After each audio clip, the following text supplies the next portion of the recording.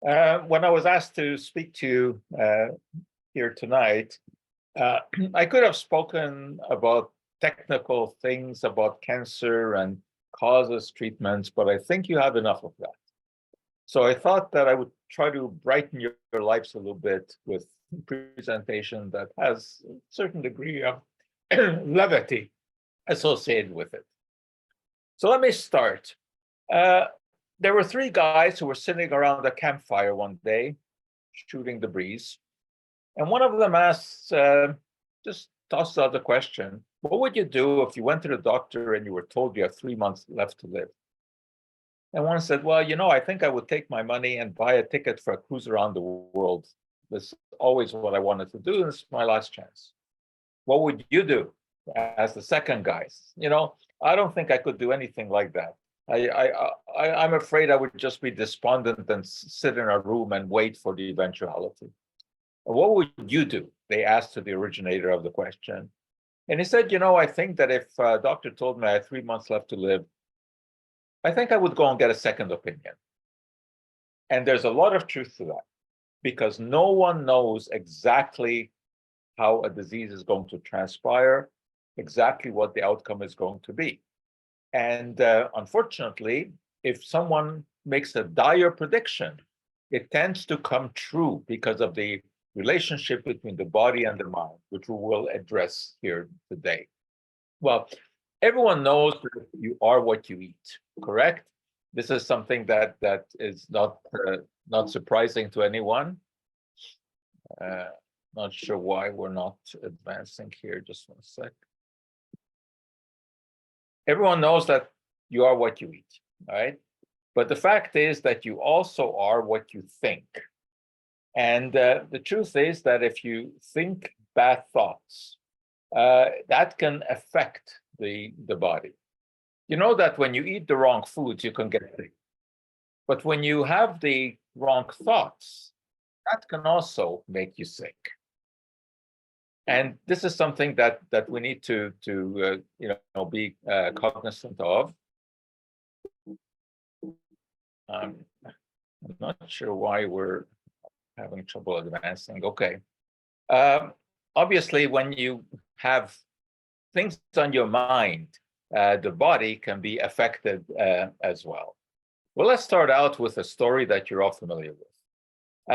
You remember the Scarecrow and the Tin Man and Dorothy and Cowardly Lion? They were off to see the wizard because they all had a problem, and they heard that the wizard can fix these problems. So off they went to the land of Oz, and they knocked on the door. Eventually, they were let in, and they addressed the wizard and told them that they would eventually get what they were asking for. But as you know, the wizard was just a man playing the role of the wizard. But nevertheless, the Cowardly Lion got courage, the Tin Man got a heart, the Scarecrow got a brain, and Dorothy, who for some reason wanted to go back to Kansas, got that wish as well. Why? There was nothing physical that had happened. They were just convinced that something had been given to them. The power of the mind is really totally amazing. And we're going to talk about this. We're going to talk about the connection between the mind and the rest of the body. You ever wondered how it is that since time immemorial, physicians have always had a soothing effect on patients, even before they had any kind of real medical armamentarium? As soon as the doctor said, I don't think there's so much wrong with you, and they put a soothing hand on the patient, and all of a sudden the patient felt better. How is it that bloodletting went on for thousands of years, even though it has no physical effect? It was all because of the power of the mind. When you think that you're doing something that is going to make you better, it can do that. And the effect, of course, is what we call the placebo effect. It's an amazing effect. It has been much studied. And it's one of the most important effects in medicine. the connection between the body and the mind. Well, let's start our exploration of this. Let's go back for a moment to 18th century Vienna, when the public was absolutely thrilled with the antics of a young 5-year-old magical piano player, and that, of course, was Mozart. But there was someone else who got the public's attention, and that was Anton Mesmer. Mesmer was a physician, and he was trained as much as any physician could be trained back in those days. I mean, what were they trained to do? They were trained to purge people, to bloodlet people. Interestingly enough, Mesmer had become interested in magnets, which is understandable because magnets are fascinating. I mean, just think about it. You put a magnet on one side of your hand and you put an iron nail on the other end, it will be attracted. How can this be? Obviously, some sort of force is going through the body. So Mesmer thought about this, and he said, well, maybe this force can be put to use. So he had his patients hold on to magnetized rods to draw the disease out of their body. And it worked. The only people who did not like this were the physicians in Vienna, because basically he was taking away their patients, because it was a lot easier to hold on to these rods than to be purged and to be bled. So they essentially circled the wagons and drove Mesmer out of Vienna. Off he went to Paris, where he catered to the rich hypochondriacs. And they came to his emporium, held on to the magnetized rods, and they felt better. Of course, he wasn't treating any serious disease. He was treating mostly psychosomatic ailments. And, you know, if you would think that this is something of a bygone era, I assure you it is not. You can go online and buy the 0-point energy wand. And if you look at the advertising, they'll tell you that it can discharge energy blockages in your body, balance the body, energize foods and liquid. Look at all the wonderful things that it can do. You just have to plunk down $300 for this. One day I saw it on sale for $75. I figured I can do that because I figured that there would be some fun to come out of this. Because if you look online, all kinds of testimonials, people say that being healed of all kinds of things by just waving this thing in front of them. So I went to my friend who's a dentist, and we x-rayed the thing. I want to see, was it possible that there's something in it? You know, maybe some radioactive materials. There's nothing in it. It is just a piece of metal with a little crack in it. But it is loaded up with placebo. And if you believe that this is going to draw the disease out of your body, it likely can. This is not something new. We've been dealing with snake oil salesmen for over a century. And believe it or not, in the late 1800s, this was a real thing. They were selling snake oil because people had all kinds of aches and pains and arthritis for which there was no real treatment. And the snake oil guy said, listen, snakes don't have arthritis. They're supple. They curve all over the place. So if we can extract their oil, we can use it as treatment. That's exactly what the snake oil salesman did. Most of the time, though, they didn't even put any snake oil in there because snakes are not so ready to give up their oil. So obviously, this had no efficacy whatsoever. And that's why even today, we use the term snake oil to talk about substances that really do not work. And boy, do we have a lot of them. People like Joe Mercola, who the New York Times has dubbed the greatest misinformant of our time. And he really is. He's a former osteopathic physician, but he hasn't practiced for over 30 years. He runs a huge empire. He's got millions of followers. And we like to call him the upside down doctor because anything that modern science says, he opposes. But he's got his followers, just like Trump. They don't care of all the nonsense that is said. somehow they just believe him. And the FDA sometimes gets on him, but it really doesn't matter. Even if he has to pay a small fine, it's nothing compared to the $40 million he takes in every year from all the supplements that he sells. And he's got a huge array of supplements that will do absolutely everything. Whatever disease you have, he's got a cure. And as you can imagine, during COVID, oh boy, did he ever love that.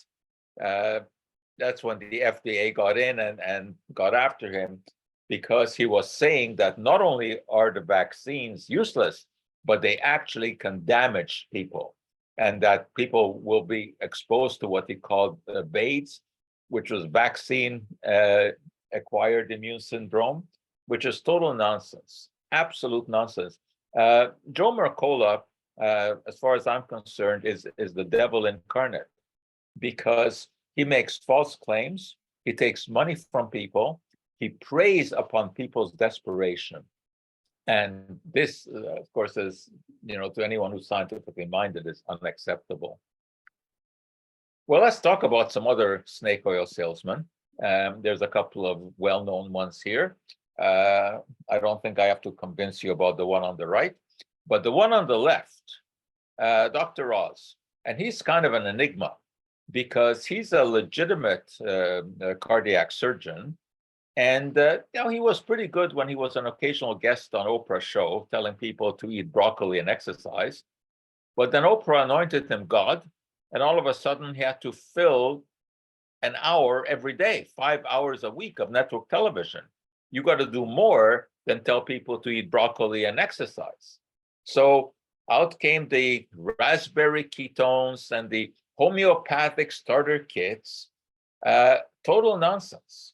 But they know who they're dealing with. They were dealing mostly with middle-aged, overweight American women, and that's who the show was catering to. And what is really disturbing about this is that I'm convinced that Oz knows that what he was peddling is nonsense. You cannot have the kind of scientific education that he has and believe in something like homeopathy, which is one of the most absurd, no, not one of, it is the most absurd of all alternative treatments. Homeopathy is based on the idea that if you give a substance to a healthy person and it will cause symptoms in that healthy person, if you give that substance to a sick person who has the same symptoms, it will cure those symptoms. That is as nonsensical as it sounds.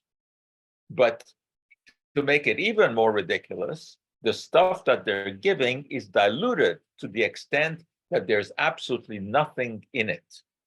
And these dilutions are 100-fold dilutions. So they will take the original material, which is useless to start with, and they will take a drop of that, add 99 drops of water, take a drop, add 99 drops of water, etc.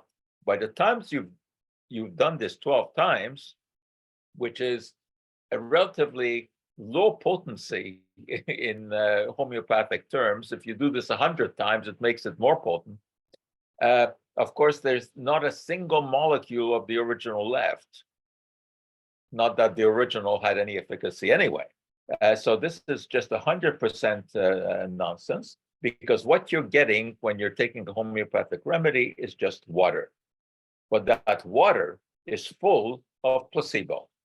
And the placebo effect can be very, very potent when it is used properly. But it has to be made clear that the only thing a placebo will do is change your perception of the disease. It cannot change the underlying disease. So it doesn't have a physiological effect. It does have an effect on the mind, which can be very, very beneficial. But it is not going to cure any kind of a disease. When we were hit with COVID, out came the homeopaths saying that arsenic album was the treatment for corona. Why? Because if you give arsenic to someone in high doses, it's going to make them sick. So if you give it in very low doses, according to the homeopathic dogma, it's going to cure them. But of course, placebos do not cure viral infections, but they do have a pretty good input into the wallets of people like Joe Mercola, who were selling all kinds of nostrums, which essentially were placebos. But when you have arthritis, you have your minor aches and pains. The placebo can be very, very soothing. And it's really quite remarkable how effective it can be. And for something like this, for which there is no real good treatment anyway, yes, there's nothing wrong with making use of the placebo effect. Well, what about a negative mind-body connection? If the mind can have a positive effect, what about a negative one? Well, think about this. You're lying in your bed at night and the telephone rings, although your telephone won't look like that anymore. In fact, when I asked my students what a dial telephone is, not one of them knew. Not one of them had ever seen one, which gives you a good indication of our times. Anyway, you wake up in the middle of the night, telephone rings, your heart starts to beat, you start to sweat, even though nothing has happened, nobody has touched you.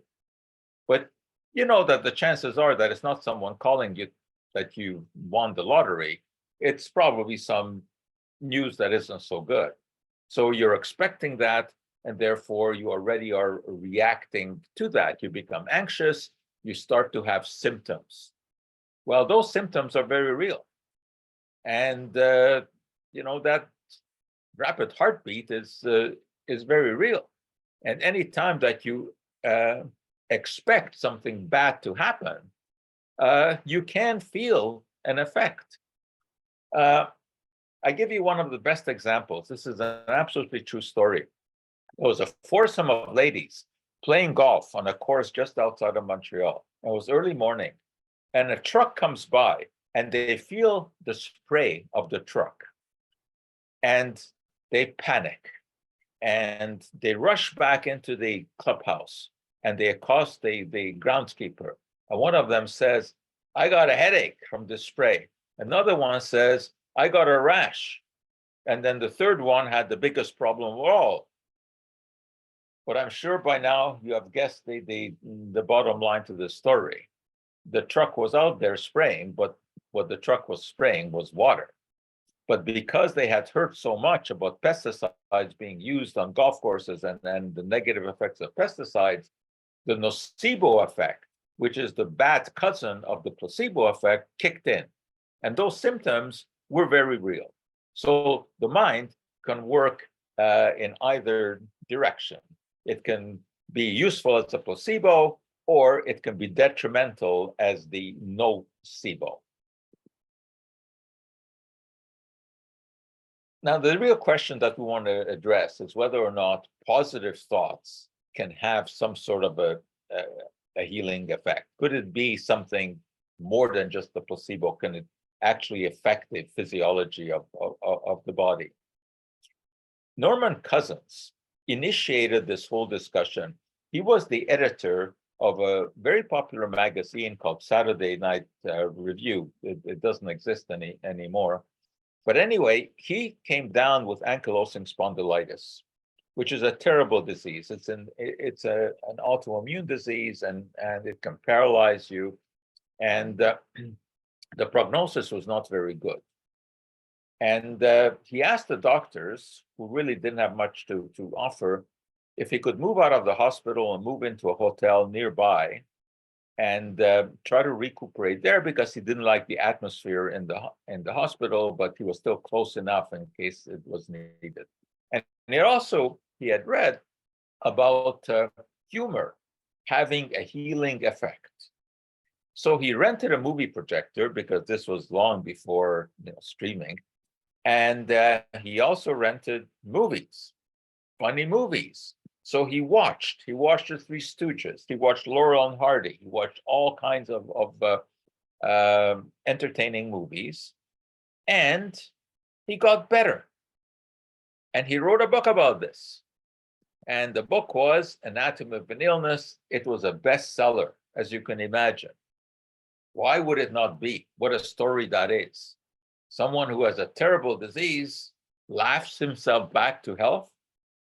Well, the fact is, we don't really know what happened here, because although ankylosing spondylitis is a terrible ailment, there is a roughly 1 to 2% spontaneous remission.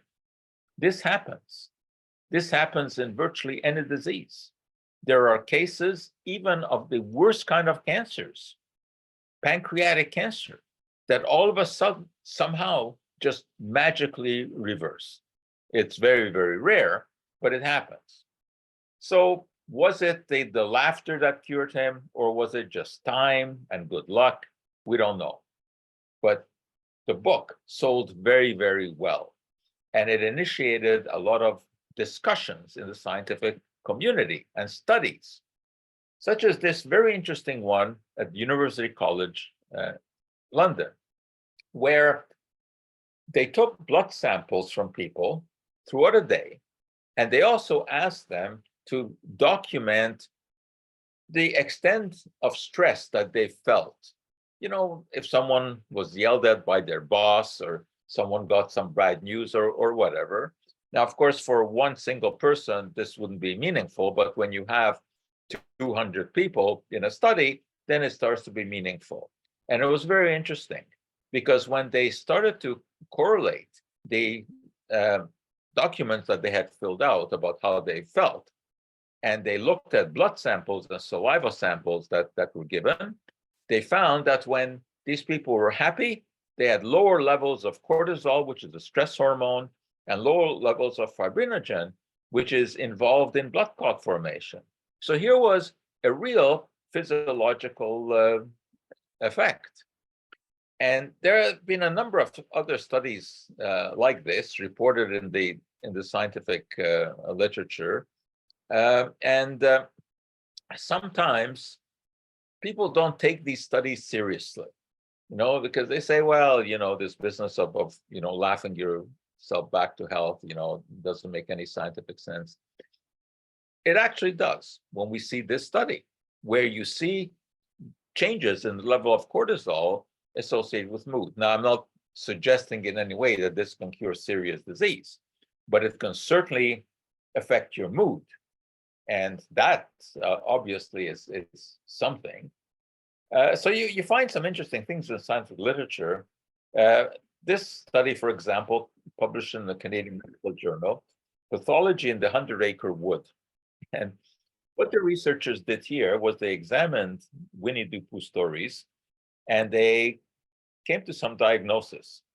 So, for example, Winnie the Pooh was diagnosed with OCD, obsessive compulsive disease, because he was totally focused on getting honey. Tigger was diagnosed with hyperactivity, and it was a very interesting paper. But I'll tell you what was even more fascinating here was that there was a lot of criticism. The journal got letters to the editor after this paper was published saying, how can a scientific journal publish humorous things like this? Well, humor is what cushions the rocky road of life. And the science was very hard in this paper. It was very well done. And the only thing is, they try to call attention to their findings by using Winnie the Pooh as sort of a vehicle. But it's amazing that so many critics said, no, this has no place in scientific medicine, which is nonsense, because there's always room for wit and for a little bit of humor. And we know this now because hospitals actually have what they call clown care units, especially with children. Before children go on surgery, clowns come into the room, they entertain them, and it turns out that the kids do better. Less anesthetics are needed. Their recovery is better because they are in a good mood to go in. And now that this is being expanded actually to adults as well. Indeed, in India, there are laughing clubs, and they meet early in the morning in a park, and they tell jokes. and they laugh. And they all claim that they feel better all day once they've had a good laugh in the morning. So someone stands up, says a joke, and they laugh, and they go on their way. In North America, this hasn't really taken off yet, although there are people who are working on it. But I tell you, I think one reason that it may get off the ground is because studies have shown that people who go to these laughing meetings early in the morning end up losing weight. Now, that is something that is very marketable in North America. So we'll see where that goes. So this goes hand in hand with the philosophy that laughter is the best medicine. It's somewhat of an overstatement, but laughter is a medicine of some sorts. But then we have to ask the question, if you're going to use laughter as a treatment, what are you going to use? Because people laugh at different things. So you have to think about this. It depends on who your audience is, what you're going to try to do to make them laugh.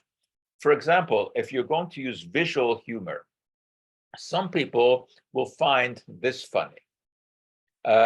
Some people will find it funny when they see someone get hit in the face with a cake. Why?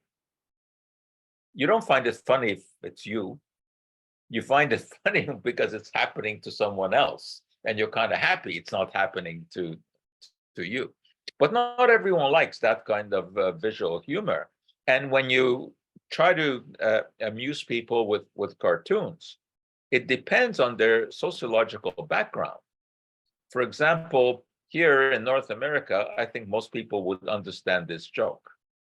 But were you to show this to Africans who have never seen a necktie, this would be absolutely meaningless. Or if you've never heard the story of William Tell, then this also would have absolutely no meaning whatsoever. And if you've never heard of the animal rights activists, then this would be pretty meaningless. So would this, right?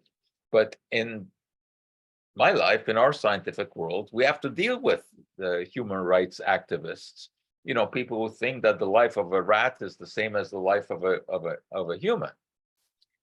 So that's where these kind of cartoons come from. And you have to know something about science to appreciate this. Where it's asking, I need a bottle of vitamin B12, and the answer is, here are 2 bottles of vitamin B6. Now, unless you know something about the nomenclature of vitamins, you don't know what to make of this. Vitamin B6 is not half of vitamin B12. These are totally different substances, right? But you have to know some science in order to appreciate this. And if you've never heard of, all the legal problems that doctors have, then you don't know what to make about this, because there are a lot of doctors who are getting sued. And if you've never been in a hospital and had to put on a hospital gown, then you don't know what to make of this either.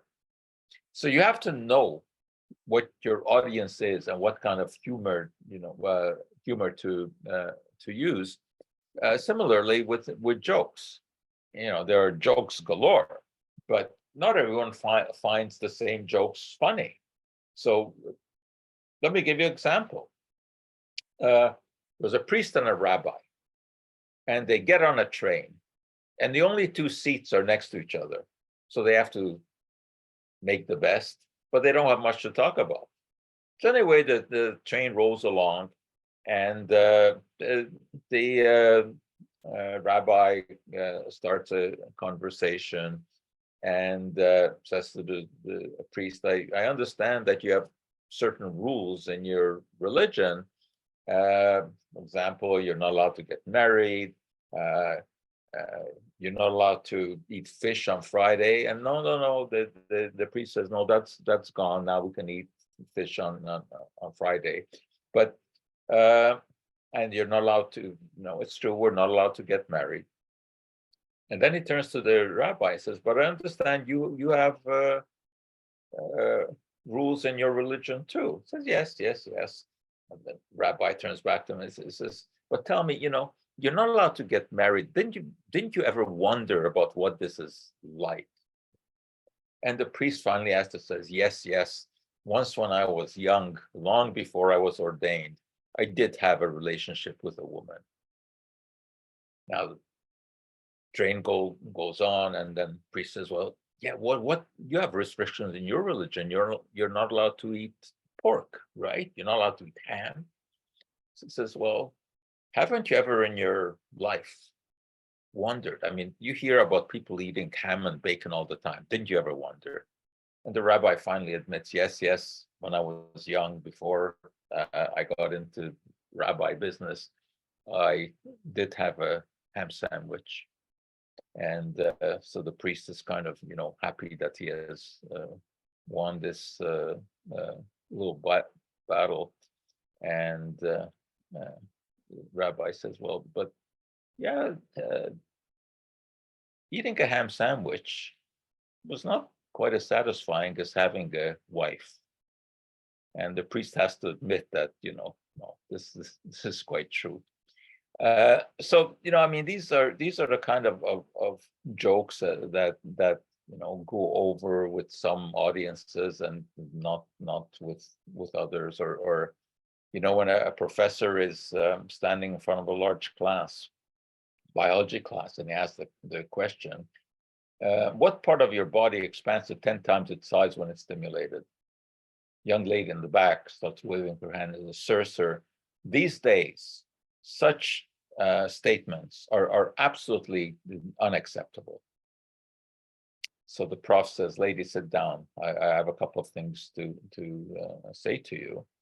One is that what I was referring to is the pupil of the eye, because as you know, if you shine light on it, it contracts, and when you turn off the light, it will expand to 10 times its size.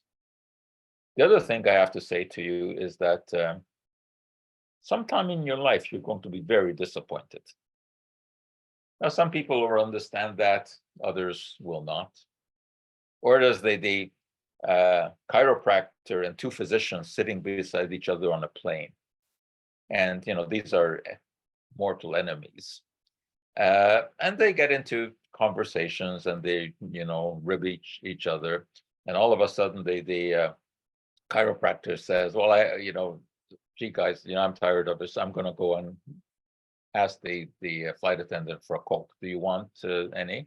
And they say, yeah. So when he gets up, he's left his shoes. And the two physicians are really angered by all the nonsense the chiropractor was saying. So they spit into the shoe. He comes back, gives them the Coke. They start sipping the Coke, puts his feet into the shoes, immediately figures out what has happened. And he gets kind of angry. And he says to the others, listen, you guys, we got to stop this battling between our professions. We got to stop this spitting in shoes, peeing in Cokes. Now, some people will, of course, understand that. All right, one more. There is an engagement party, and the young couple is being feted, and all of a sudden, the groom-to-be finds himself alone with the bride's sister. And she tells him that she has always fancied him. And she says, listen, you're not married yet. And I would never do anything like this if you were already married. But at this point, it wouldn't be illegal for you to have one last fling. Wouldn't you be interested? Just, for a few moments, go upstairs into my bedroom, and no one will ever find out. And he says, no, what are you talking about? They're marrying your sister. The girl starts going up the stairs, and all of a sudden, there's items of clothing that are flung down the stairs. At this point, the guy runs out the front door where he's corralled by the father of the two girls. And he says, "Boy, you have passed the test.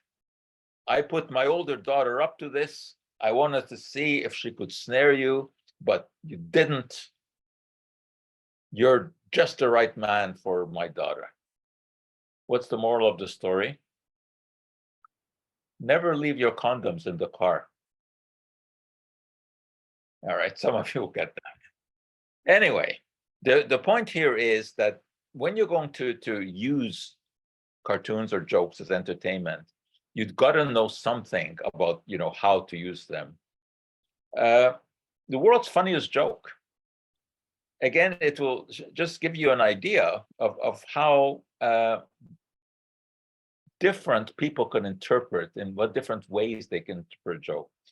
This is a joke that was judged to be the funniest by a British magazine. They ran a contest asking people to send in the funniest joke, and the panel chose this one. Sherlock Holmes and Dr. Watson are out on a camping trip. And Holmes wakes up in the middle of the night. He looks up and he sees the sky and all the stars shining brightly because it's a beautiful night. And he pokes Watson and he says, "Watson, look, what do you think when you look up there?" And Watson says, "Gee, I just think of our insignificance, how large this universe is, all the stars out there, all the planets out there. And here we are on this insignificant little planet in an insignificant galaxy. This is what I think. And what do you think, Sherlock?" And Holmes looks at Watson and he says, "Watson, you idiot, someone stole our tent." Now, I don't know if I would have judged that to be the funniest joke, but anyway, they did. So the question is, do you know Watson and Sherlock Holmes? Do you understand the idea of making deductions based on observations? So if you have followed their careers, then you know why that joke is that funny. But the fact is that when it comes to healing, humor, of course, is not enough. You have to know when to use humor and when to use proper medicine. Doctors can be very effective placebos, that's for sure. As I said at the beginning, as soon as that doctor tells you, "I don't think that there's very much wrong with you," all of a sudden your aches and your worries may just disappear. You have to know also when to resort to using proper equipment and when not. I mean, a physician has to know when to kind of humor the patient or when a CAT scan is really needed. It's not one single answer. You have to know when a medication is in order, and you also have to be cognizant of the fact that medications don't always do everything that they're expected to do. They're not miracle products, and many of the medications that we commonly use have a good dose of placebo built into them as well. This is why we do placebo-controlled trials before a drug is put on the market. So there's more than one way to do a job, and no one has a monopoly on the truth. You have to know when to take a medicine, and you also have to know when to use humor in order to try to improve someone's mood, put them in the right frame of mind. And there's one other intervention that I want to mention to you, and that is the possible use of magic. Now, when we're talking about magic, we're talking about pulling rabbits out of hats. We're not talking about witches flying around on brooms, right? That's not what we're talking about. We're talking about real magic, not this stuff. This is just hogwash. We're talking about the millennia old practice of prestidigitation, which has always amused people, making the impossible possible, cutting women in half and restoring them again. We're all entertained by this. Why? Because we basically look at this as a puzzle, right? You try to figure out how on earth can this be? Well, sometimes the answer is very simple, but sometimes it's not. And I'm not giving away very much here because I think you can pretty well figure out that if you cut a woman in half and the boxes are pulled apart and you see the legs wiggling on one side of the stage and the head on the other, you can pretty well assume that there are two women involved. But anyway, the practice of magic is fun, but it's more than just fun. We've had a program going into hospitals doing magic, and for example, in the Montreal Children's Hospital, and I can tell you from personal experience how good it can be. You see the little girl sitting in the middle there, little Inuit girl. She was brought to Montreal from somewhere up north, did not speak a word of English, not a word of French, came alone with no relative in an airplane. She had never been in an airplane before. She had never been out of her community before. Imagine that. You're plunked down in a big city in a hospital where you know nobody, you don't understand anything. Well, she was there when we did some magic, and her eyes just brightened up because you didn't need to know any language. It was all happening, visually. And then what is really magical is what happens when you teach them to do a simple little trick. And then they can amuse the nurses and the doctors, because then they can do something that the nurses and the doctors can't. So you can do some real magic with magic. Let me show you a couple of things. First of all, I want to show you a trick. Let me stop sharing this for a moment, so that, can you make it so that they see me?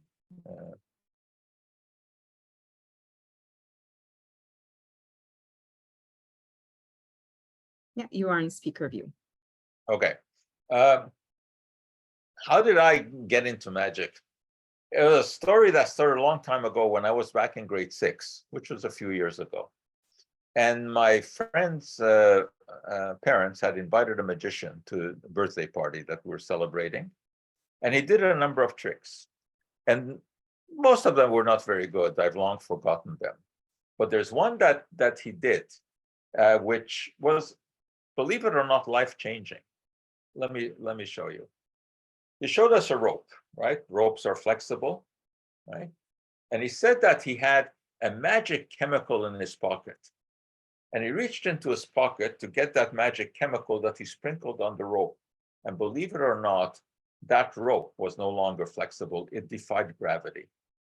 I had no idea how that happened. I knew if I tried to do it, that's what would happen. But he, with his magic chemical, was able to make that rope defy gravity. Now, I knew that there was no magic chemical that could do that, but it interested me enough. So I went to the school library and I took out a book on chemistry, took out a book on magic, and I followed both of those ever since.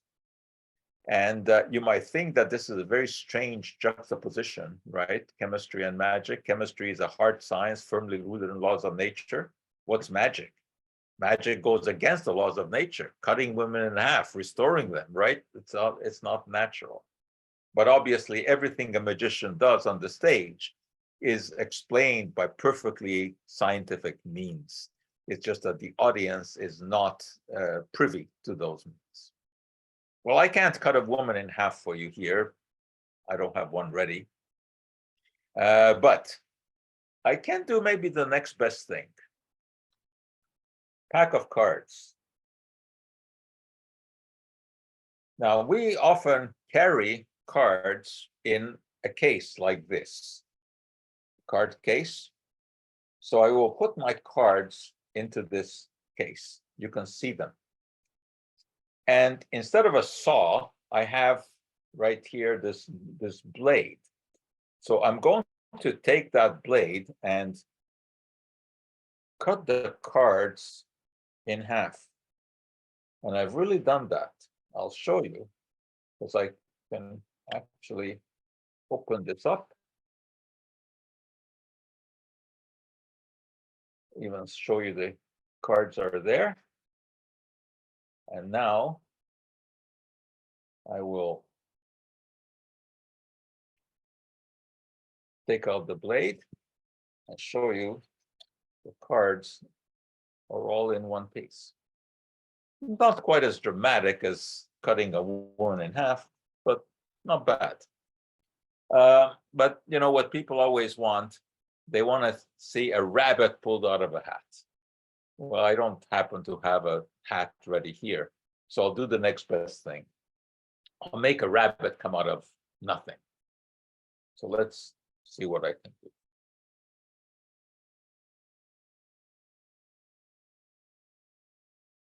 There we go. A rabbit. And now, even better, I will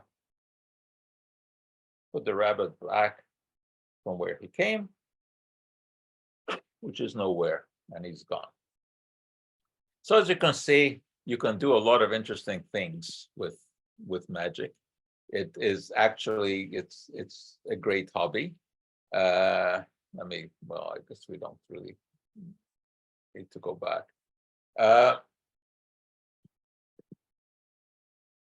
We'll come to the end.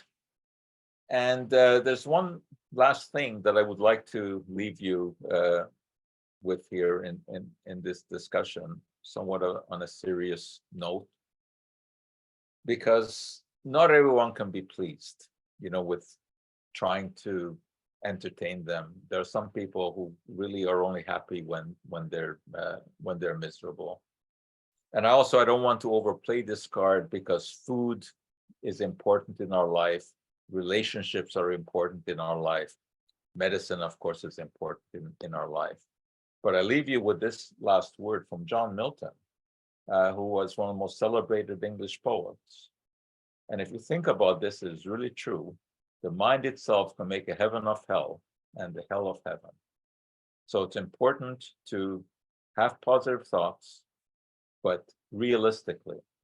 As I said, the placebo effect can put you in a good mood, can certainly make you feel better, but it's not going to cure the underlying disease. So if there are any questions, certainly we can try to answer a few. Thank you very much, Dr. Schwartz, for this certainly entertaining presentation.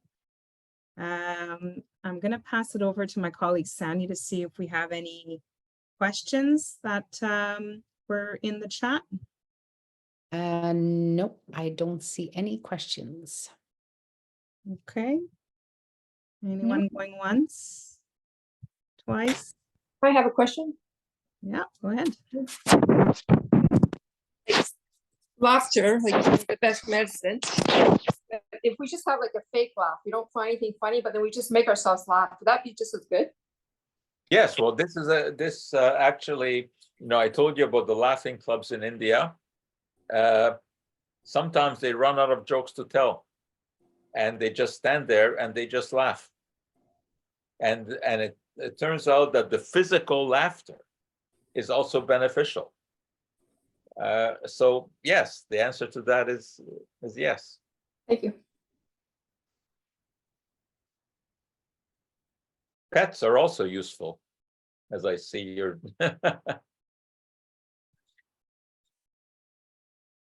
Anyone else with a question?